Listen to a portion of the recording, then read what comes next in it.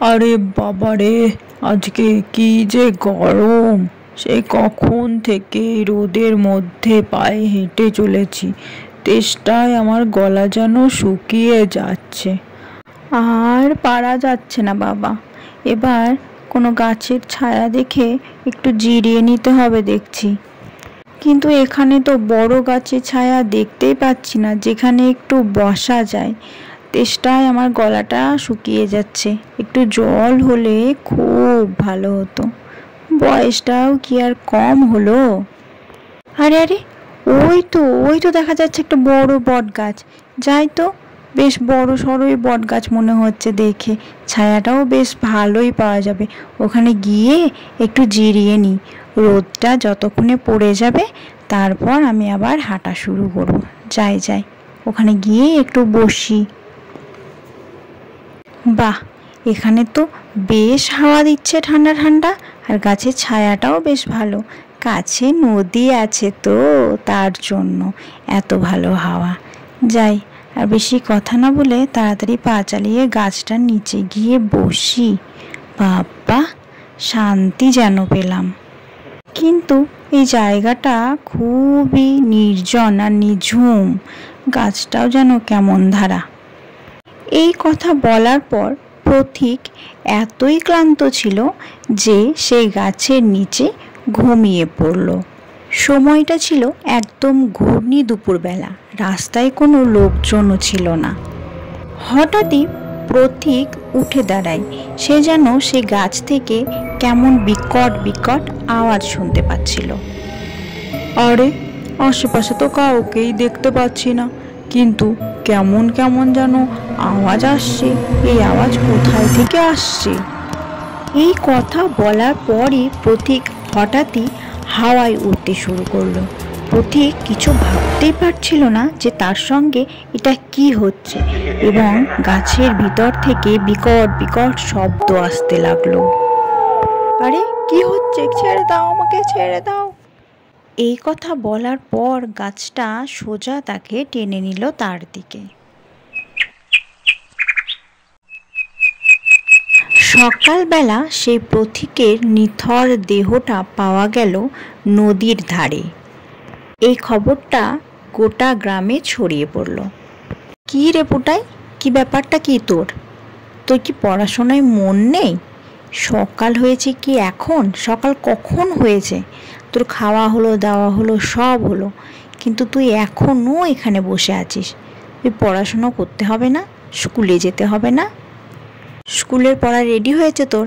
কালকে রাতেই তো বললি তোর হোমওয়ার্কগুলো হয়নি। যা না, হোমওয়ার্কগুলো করে নে। আরে হ্যাঁ হ্যাঁ মা, যাচ্ছি। বকছো কেন এত? খুব আলিশি লাগছে আজকে। আর হোমওয়ার্কগুলো করে নিয়েছি। কি গো পুটাইয়ের মা, বাড়ি আছো নাকি? আরে হ্যাঁ, রমার মা এসেছো? বসো বসো। এত সকাল সকাল কি হলো আবার? এত সকাল সকাল তোমার দেখা? আরে পুটাইয়ের মা, আর বলোনি, কি যে গ্রামে চলছে, তুমি তো কিছুই খবর রাখোনি বাপু। বাড়ি থেকে তো বেরিয়েও না, জানবে কি করে বলো? হ্যাঁ গো রমার মা, ঠিকই বলেছ, সত্যিই বাড়ি থেকে বেরোনোর সময়ই পাই না গো।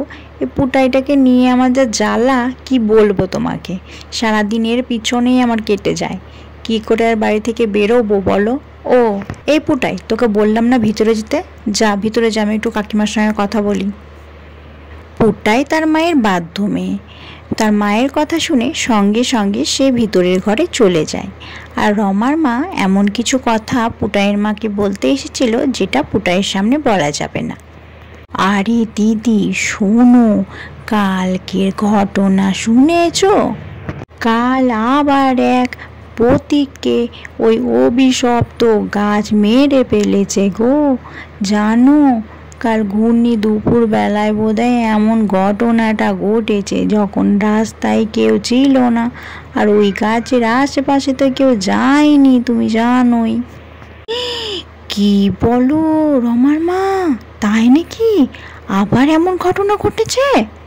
সত্যি গো, এই ঘূর্ণি দুপুরবেলা আর সন্ধ্যার পরে রাত অন্ধকার হলেই ওই গাছের আশেপাশে যেতেও বড় ভয় করে সত্যি। আমাদের পুটাইয়ের বাবাটাও তো কত রাত করে বাড়ি ফেরে বলো, তাতেও আমার খুব ভয় করে গো। আর শুধু তো তাই নয়, গ্রামের সব ছোট ছোট বাচ্চারাও আছে, তারা কি আর অত বাধা নিয়ম মানে বলো, যে এদিকে যাওয়া যাবে না ওদিকে যাওয়া যাবে না। ওই অভিশপ্ত গাছ যা শুরু করেছে, গ্রামের লোকজন মিলে কিছু একটা করা খুব দরকার, নইলে কিন্তু কার কপালে যে কোন দিন কি আছে বোঝা খুব কঠিন গো রমার মা। হ্যাঁ দিদি, ঠিক আছে, তাহলে আমি আসি এখন। এই বলে রমার মা সেখান থেকে চলে যায়। আর পুটাইয়ের বাবা বাড়ি না ফেরায় পুটাইয়ের মা খুবই ব্যস্ত হয়ে পড়ে, বড়ই চিন্তিত হয়ে পড়ে যে পুটাইয়ের বাবা বাড়ি কখন ফিরবে। উফ ভগবান, এই লোকটাকে নিয়ে আমি আর পারি না। সব সময় বলি তাড়াতাড়ি বাড়ি ফিরো, তবুও এ যেন বাড়িই ফিরতে চায় না, জানে গ্রামের কি অবস্থা। কি গো পুটাইয়ের মা, ঘুমিয়ে পড়লে নাকি? তাড়াতাড়ি খাবার দাবার দাও, খুব ক্লান্ত হয়ে গেছি আজকে আমি। তাড়াতাড়ি খাবার খেয়ে শুয়ে পড়বো, বুঝলে? পুটাই কি করছে? খাওয়া দাওয়া করেছে পুটাই? আর শোনো, গ্রামের যে খবর তা কিন্তু তুমি পুটাইকে একদম বলবে না, বুঝলে? হ্যাঁ, তা না হয় মেয়েকে আমি বললাম না, মেয়ে ভয় পাবে বলে। তা তোমাকে তো আমি একটা কথা বারবার বলি যে একটু সকাল সকাল বাড়ি ফিরো অন্ধকার হওয়ার আগে। তা তুমি তো সেই কথাটা আমার একদমই শুনছো না দেখছি। গ্রামের যা অবস্থা, যা পরিস্থিতি, আমারও তো ভয় করে নাকি। আরে পুটাইয়ের মা, কাজ থেকে তাড়াতাড়ি ফিরবো বললে হবে?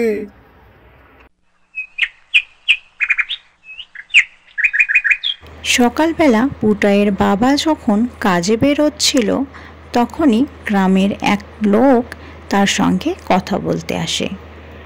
আরে নন্দলাল, কোথাও বেরোচ্ছ নাকি? শোনো, আজকে বিকেলবেলা জোড়াবতলায় একটা মিটিং আছে, বুঝলে? ওই অভিশপ্ত বট গাছ নিয়ে। তো গ্রামের তো সবাই সেই মিটিংয়ে আসছে, তুমিও কিন্তু তাড়াতাড়ি চলে এসো। আরে হ্যাঁ হ্যাঁ দাদা, আমি ঠিক সময়ে চলে আসব। এই কথাটা আমিও গ্রামের মোড়ল মশাইকে বলারই চেষ্টা করছিলাম। ওই বট গাছের কিছু একটা তো করা খুবই প্রয়োজন, যা শুরু করেছে। এরপর বিকেল হওয়ার পরে গ্রামের কিছু লোক মিলে সেই জোড়া বটতলায় মিটিং করতে চলে আসে। আরে বাবারা, এই অভিশপ্ত বট গাছ যা শুরু করেছে, এই গাছকে পুড়িয়ে ফেলতে হবে। সন্ধ্যা নামলেই ওই বট গাছের নিচ দিয়ে কেউ যাওয়া আসা করে না। অন্ধকারই তো দূরের কথা, দিনের আলোতেও ওই গাছের নিচে দিয়ে যেতে সবাই ভয় পায়। কিন্তু এমনই এক সন্ধ্যাবেলায়, আরে ভগবান, আমি যে কেন এই শর্টকাট রাস্তাটা নিলাম বাড়িতে তাড়াতাড়ি পৌঁছানোর জন্য, কে জানি এই রাস্তাতেই তো ওই অভিশপ্ত বট গাছ পড়ে। হে ভগবান, আমাকে রক্ষা করো প্রভু, আমাকে রক্ষা করো। রাম রাম রাম রাম রাম রাম রাম রাম রাম রাম রাম রাম রাম রাম রাম রাম। দিনু মাঝি সারাদিন নৌকা চালানোর পর তাড়াতাড়ি বাড়ি ফিরবে বলে ওই বট গাছের নিচে দিয়ে যাবার সিদ্ধান্ত নেয়। কিন্তু সেই বট গাছের নিচে আসার পরেই সেই বট গাছ থেকে বিকট বিকট আওয়াজ বেরোতে শুরু করে। হে ভগবান, যা ভেবেছিলাম তাই, আমার তো গলা শুকিয়ে আসছে ভগবান। এইসব কিসের আওয়াজ?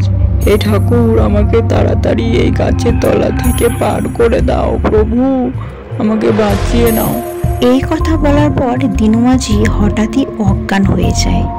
কারণ এই অভিশপ্ত বটগাছের তলায় আসলেই সবার সঙ্গে যা ঘটনা ঘটে তাতে সবারই খুব ভয়।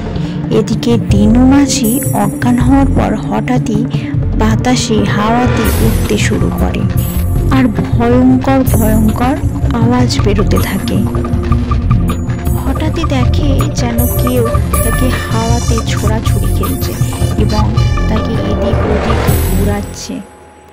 আরে মরে গেলাম, হে ভগবান বাঁচাও। এরপর গাছটা যেন দিনু মাঝিকে কোথায় টেনে নিয়ে চলে যায়, আর গাছের ভিতর থেকে বিকট হাসির শব্দ বেরোতে লাগে। গাছটা যেন এক একটা মানুষকে নিয়ে বড়ই খুশি হয়ে যায়। পরদিন সকালবেলা দিনু মাঝির নিথর রক্তহীন শরীরটা নদীর পাড়ে পড়ে থাকতে দেখা যায়। গ্রামের লোকজন এসে কানাঘুষো বলতে থাকে, কালই তো মিটিং হয়েছিল, কালকে যে মিটিংটা হয়েছিল আর দেরি না করে সিদ্ধান্ত নেওয়ার সময় এসে গেছে, নয়তো গ্রামের লোকের উপর বড়ই বিপদ। পুটাইয়ের মা, শুনেছ ওই অভিশপ্ত বট গাছ দিনু মাঝিকে খেয়ে ফেলেছে।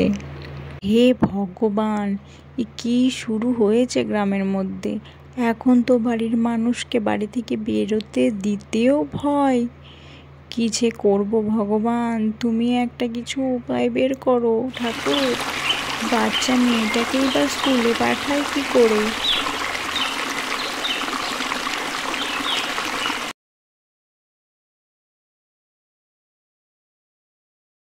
শোনো বাবারা, আর মিটিং ফিটিং করে কোনো লাভ নাই।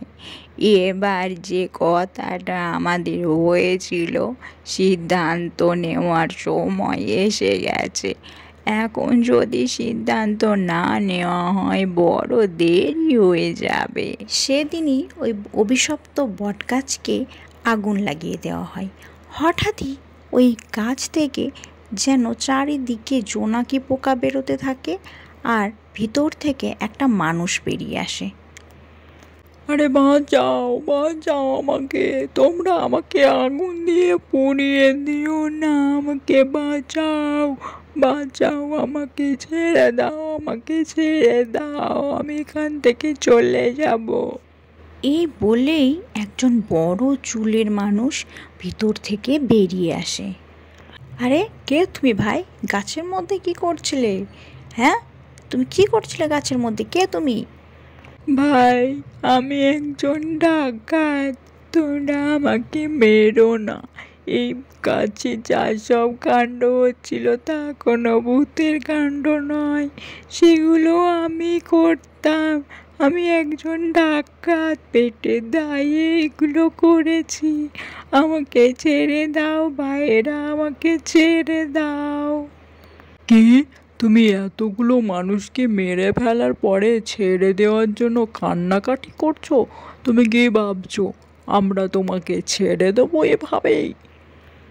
সত্যি ভাই, আমরা ভাবতে পারিনি যে আমাদের এরকমভাবে ভয় দেখিয়ে লুট করে মেরে ফেলছে একজন মানুষ। আমরা তো ভূত ভেবেছিলাম।